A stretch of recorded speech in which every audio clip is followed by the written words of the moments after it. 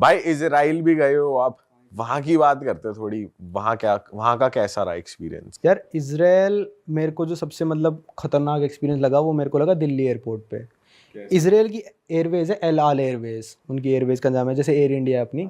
तो एल आल एयरवेज जहाँ से भी उड़ती है, जिस भी एयरपोर्ट से एल आल एयरवेज उड़ के इसराइल जाती है, उस एयरपोर्ट पे इसराइल के सीक्रेट स्टाफ वाले खड़े होते हैं। और सबको, मेरे को पता नहीं था पहली बात ये, बाद में जाके पता चला मेरे को, वो खड़े हैं वहाँ पे। जैसे ही आप चेक इन काउंटर पे जाओगे ना, आप चेक इन काउंटर पे जा ही नहीं सकते। पहले आपको पासपोर्ट अपना उसको देना पड़ेगा, उस बंदे को, वो सारी चीज़ पूछेगा। जितने भी मुस्लिम देश आप गए हो वो सारों के नाम लेगा। जैसे मेरे पासपोर्ट में 5-6 देश थे उस टाइम पे, सबका नाम लिया, इस यहाँ क्यों गया, यहाँ क्यों गया, यहाँ क्यों गया, यहाँ क्यों गया।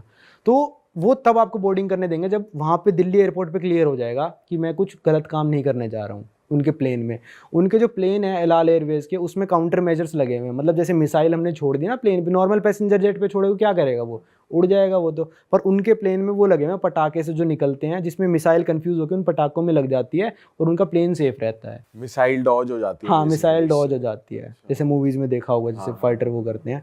तो उनके प्लेन भी इतने हाई टेक है, और उनके हर प्लेन में जितने भी पैसेंजर प्लेन है, एक इजरायली डिफेंस फोर्स का बंदा होता है। अच्छा।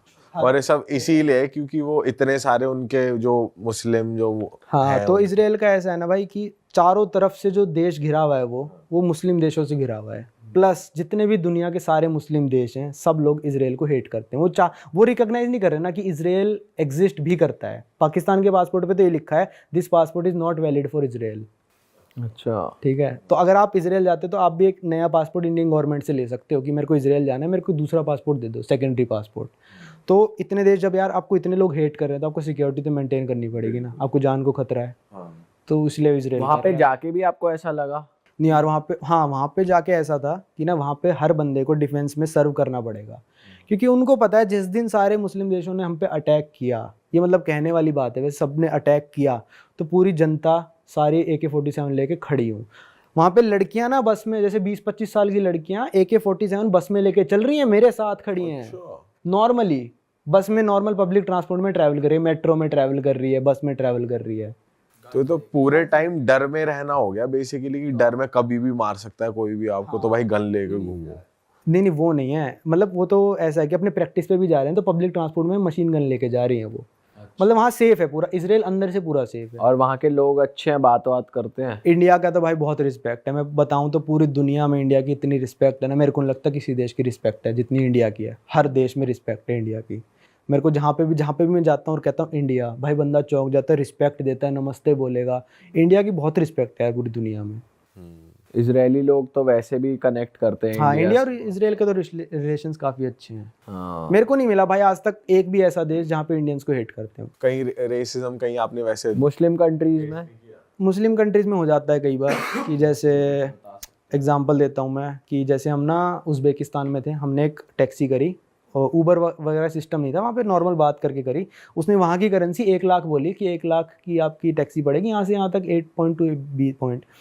तो भाई हमने कहा ठीक है। अब रास्ते में वो बंदा ना, हम 3 जने थे, एक मेरे साथ सरदार जी थे, एक 2 दोस्त और थे मेरे, हम सारे हिंदू थे, पाजी सिख हो गए, वो बंदा मुस्लिम था। तो पूरे रास्ते हमसे वो क्या पूछता है कि आपका रिलीजन क्या है।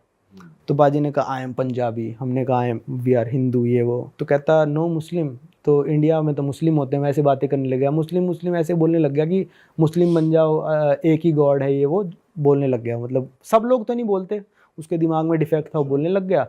तो उसने हमको जब स्टेशन पे उतारा ना, कहता नहीं 1 लाख नहीं 2 लाख दो, क्योंकि उसको पता चल गया कि हम मुस्लिम नहीं है, इनको लूट लेता हूँ।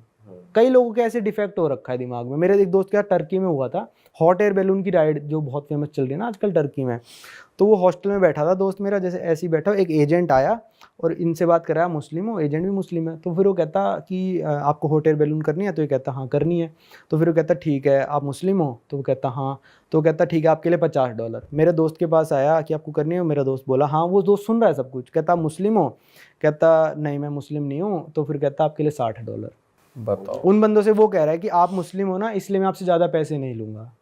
तो ये मेरे को थोड़ी बात अजीब लगी कई लोगों की, मतलब सब लोग नहीं करते। काफ़ी अच्छा ट्रीटमेंट भी मिला है मेरे को मुस्लिम कंट्रीज़ में, और सबसे ज़्यादा हॉस्पिटेबल जो कहते हैं वो मुस्लिम कंट्रीज़ हैं। ईरान बहुत ज़्यादा हॉस्पिटेबल है, अफगानिस्तान के लोग इतना मानते हैं इंडियंस को, जबकि वो मुस्लिम है, पाकिस्तान से हेट करते हैं और इंडियन से लव करते हैं अफगानिस्तान के लोग जो तालिबान है। भाई वही है, कैसे कैसे लोग टकरा जाए हाँ, वही उस उनके पे दिमाग में डिपेंड defect करता है। है। बाकी अच्छे लोग भी हैं, बुरे भी हैं। मुस्लिम कंट्रीज में ये भी ना काफ़ी चीज़ें प्रोहिबिटेड है, हाँ वो है। आमतौर की चीज़ें जो होती हैं। हाँ, देश टू देश है वहाँ पे। जैसे दुबई बहुत ओपन हो चुका, दुबई में आप कुछ भी करो कोई दिक्कत नहीं है। अब ऐसे ही मतलब किसी और मुस्लिम देश में जाओगे तो आपको ये नहीं करना। मैं कतर में लैंड हो रहा था, मैं कतर में प्लेन से लैंड हुआ इंटरनेशनल एयरपोर्ट पे, अनाउंसमेंट क्या चल रही है एयरलाइन में कि हमारा रमज़ान का महीना चल रहा है तो आप खाना मत खाना पब्लिक में। तो यार ये तो मेरे को गलत लगा, क्योंकि यार इंटरनेशनल एयरपोर्ट पे सब लोग आ रहे हैं ना यार, किसी को भूख लगी हो, किसी को, मैं कहाँ टॉयलेट में छुप के थोड़ी ना खाऊंगा। तो ये प्रोहिबिशंस मतलब थोड़ी ज़्यादा है।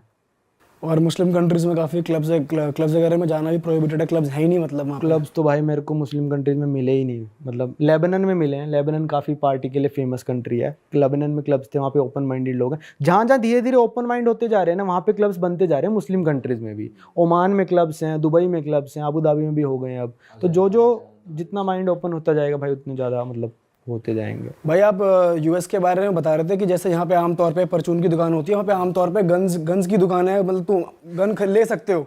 तो वो एक्सपीरियंस बता, जो आप गए थे एक। भाई मैंने अपने दोस्त को बोला, वो 8-10 साल से यूएस रह रहा है, मैंने कहा यार गन की दुकान देखनी है मेरे को। मैंने चला रखी है गन, रशिया वगैरह में चला रखी है गन, सारी चला रखी है। मैंने कहा मेरे को खरीदनी है यार गन, मेरे को दिलवा के ला और हम चलाएंगे अपना फार्म में। तो वहाँ पे ना आप गन क्या भाई, ग्रेनेड भी खरीद सकते हो यार। अच्छा, ग्रेनेड खरीद लो, आपका प्लॉट है। मतलब वहाँ पे ना यूएस बहुत बड़ा है, पॉपुलेशन बहुत कम है, तो बड़े बड़े प्लॉट होते हैं लोगों के पास। अपने प्लॉट में जाके ग्रेनेड फेंक दो भाई, कोई दिक्कत नहीं है। ऐसी मतलब एक्सपीरियंस के लिए, बस देखने के लिए। खाली एरिया होना चाहिए, मतलब उनका वो है, रूल्स हैं कि नेशनल पार्क पास में नहीं होना चाहिए, सिटी नहीं होनी चाहिए। पर अगर आपके पास बिल्कुल बंजारे में खाली प्लॉट है, वहाँ जाके ग्रेनेड फेंक लो आप। AK-47 चलाओ अपनी खरीद की, मशीन गन चलाओ, कुछ भी चलाओ। तो हम गन की दुकान में गए, जो पिस्टल्स वगैरह थी, पिस्टल, रिवॉल्वर, वो तो मतलब काउंटर्स में अंदर रखी थी, ग्लास वाले काउंटर में सबका प्राइस लिखा हुआ है। कौन सी सेकंड हैंड है, कौन सी पुलिस वालों के द्वारा ओन्ड है, और कौन सी डिब्बे के साथ है, कौन सी बिना डिब्बे के है, कौन सी नई है। ये सारी कैटेगरीज थी वहाँ पे। और जो rifles, short gun, machine gun, ये सारी ओपन रखी है, क्योंकि पिस्टल्स का क्या है, लोग चोरी करके ले जाएंगे, चोरी का सिस्टम है ना वहाँ पे। पर मेरा दोस्त कह रहा भाई इस दुकान में चोरी नहीं होती, यही धाएं धाएं कर देंगे। और किस रेट पे मिलती है? रेट भाई रेट मैं आपको बताता हूँ। हमको सबसे सस्ती जो पिस्टल मिली थी वहाँ पे $170 की, 10,000 रुपये की। कुछ भी नहीं है भाई, इतने में तो नकली दिवाली की बंदूकें मिलती हैं। सही बात है भाई। और मतलब नॉर्मल सी जो आपने मूवीज में देखी होगी, जो हिटमैन वगैरह यूज करते हैं, जो कौन सा है वो, जॉन विक यूज कर, वो $600 तक मिल जाएगी आराम से। वो तो प्रॉपर माउजर गन होती है। अगर आपके घर पे कोई बंदा घुस गया, ठीक है, आपका प्राइवेट प्रॉपर्टी है, आपके घर में बंदा घुस रहा है और आपको लग रहा है कि ये मेरा दोस्त नहीं है, ये कुछ नहीं है, और आपके पास रीजन है कि वो आपको हार्म पहुंचाने वाला है, आप शूट कर दो उसको। हाँ, कोई कुछ नहीं करेगा, फ्री होल्ड है इस चीज। फ्री होल्ड है। वहाँ पे अगर लिखा है ना this is private property, no trespassing, और अगर आप घुस गए, बंदे ने देख लिया, उसका दिमाग सटक गया कि मैं तो इसको गोली मारूंगा, मार देगा गोली। बेशक कोई गलती से ही घुस गया, कुछ देख रहा हो या हाँ, अगर उसका दिमाग सटका हुआ, आप उसकी प्राइवेट प्रॉपर्टी में घुस चुके हो, वो आपको गोली मार देगा और उसके खिलाफ कार्रवाई नहीं होगी जब तक कि वो बोर्ड लगा हुआ है। अगर वो बोर्ड नहीं लगा, आप घुस गए और उसने मार दी, तो उसके ऊपर कार्रवाई हो जाएगी। भाई वहाँ की पुलिस भी बहुत वेल मैनर्ड है।